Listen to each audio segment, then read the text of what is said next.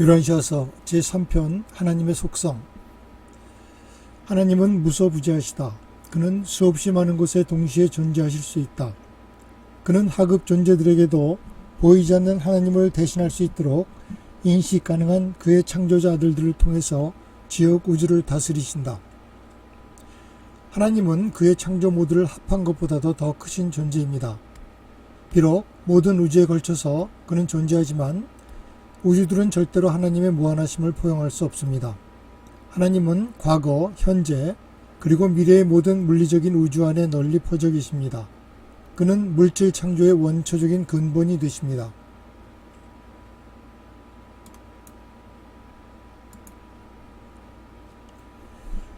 하나님의 편재성. 하나님은 그의 창조를 모두를 합한 것보다도 더 크신 존재입니다. 비록 모든 우주에 걸쳐서 그는 존재하지만 우주들은 절대로 하나님의 무한하심을 포용할 수 없습니다. 하나님의 편재성은 신이 동시에 모든 곳에 존재할 수 있는 능력을 의미합니다. 그리고 지성 창조체의 마음에 하나님의 단편이 와서 내주하고 계십니다. 모든 개인에게 하나님의 분신인 하나님의 단편이 내주하고 있는데, 이 개인 안에 하나님의 현존의 효율성은 각 개인에 의해서 제공되는 협조의 정도에 따라서 조건이 지어집니다. 하나님의 현존의 변화함은 아버지 하나님의 변덕 때문이 아니고 각각의 유한 생명체들이 그를 받아들이는 선택에 의해 직접적으로 결정됩니다. 하나님은 어떠한 제한도 없이, 어떠한 선호함도 없이 그 자신을 무제한 증여하십니다.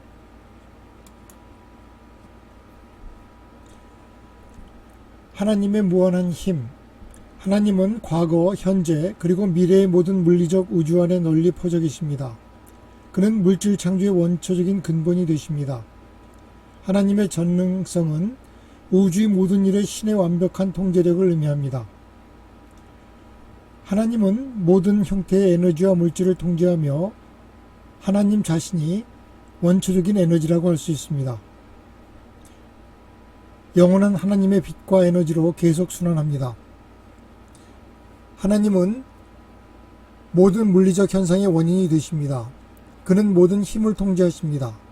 하나님은 맹목적으로 기능하지 않지만 그러나 그의 법칙의 본성을 설명하는 것은 거의 불가능합니다. 유한 생명들의 유한한 눈에는 창조자의 많은 행동은 불분명하고 잔인하게 보일지 모르지만 하나님의 행동은 언제나 목적의식이 있고 지능적이고 친절하시고 현명하십니다.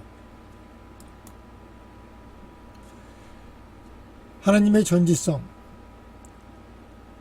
모든 개인 안에 하나님의 분신인 하나님의 단편이 내주하고 있기 때문에 하나님은 모든 사람들과 동시에 모든 곳에서 함께 삶을 영위하고 있습니다.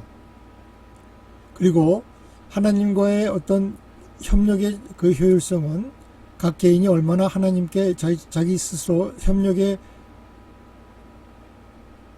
그 협력을 제공하고 있는 조건에 따라 다릅니다. 하나님의 전지성은 하나님의 의식인 모든 우주를 전체를 포괄하고, 하나님의 무한한 지식은 모든 창조물의 생각과 사건에 대해서 완벽히 인지하고 계시며, 이는 하나님의 무한한 지식과 능력으로 인해 가능합니다.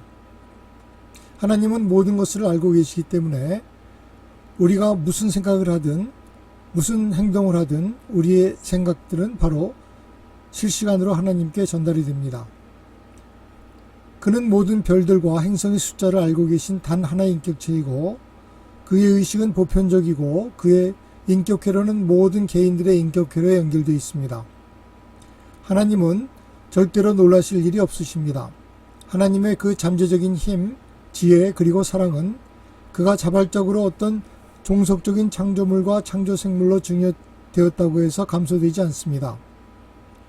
만약에 어떤 창조체가 영원히 계속되어야 한다고 하더라도 파라다이스로부터 나오는 하나님의 통제의 힘은 영원히 늘어나는 그 창조체에게 적절하게 유지되었을 것입니다.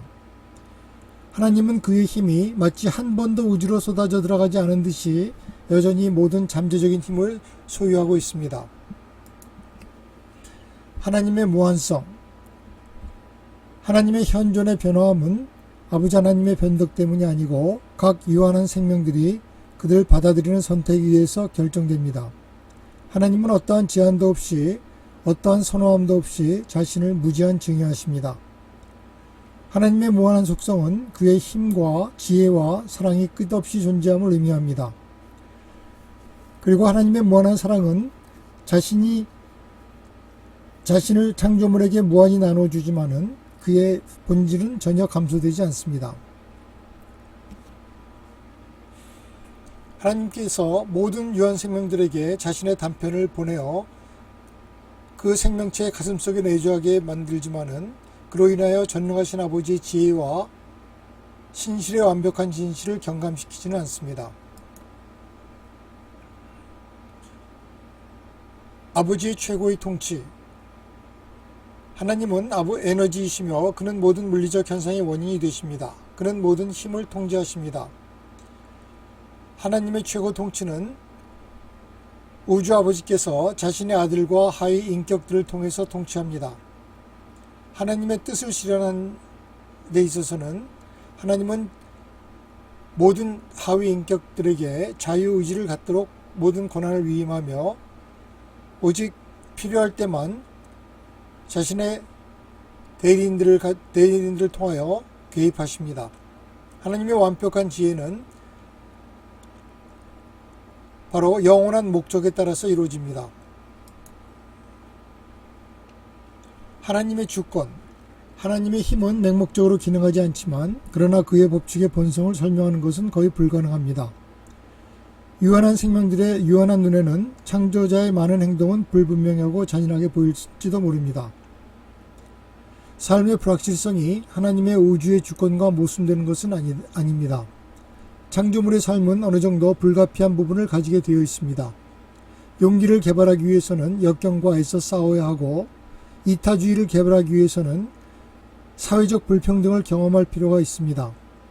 희망은 불안함을 직면하는 데 생기고 믿음은 우리가 믿을 수 있는 것보다도 덜 아는 방식으로밖에 살 수 없을 때 생깁니다. 진리를 사랑함은 오직 오류가 가능한 환경에서 생겨납니다. 이상주의는 우리가 더 나은 세상을 위해서 분투할 때 생깁니다. 배반이 가능하지 않는 곳에서는 충성도 의미가 없습니다.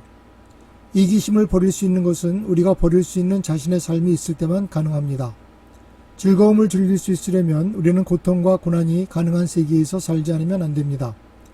잘못됨이 없는 세계란 자유지성이 없는 세계가 될 뿐입니다. 타락할 가능성이 있을 때만 인간은 스스로 자유롭게 될 수 있습니다.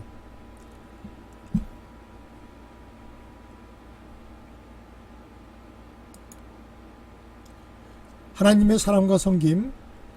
하나님에게 가장 가깝게 다가설 수 있는 방법은 사랑을 통해서입니다. 유한한 마음은 아버지의 무한하심을 알 수가 없지만 그러나 아버지의 사랑을 느낄 수는 있습니다. 하나님의 행동은 언제나 목적의식이 있고 지능적이고 친절하시고 현명하십니다. 하나님은 모든 것을 아십니다. 하나님 아버지는 인간을 사랑하고 창조자 아들들은 인간을 섬기며 무한영은 인간이 하나님 아버지를 찾도록 영감을 줍니다. 이는 하나님의 사랑이 창조물에 대한 섬김과 인도로 나타난다는 것을 의미합니다.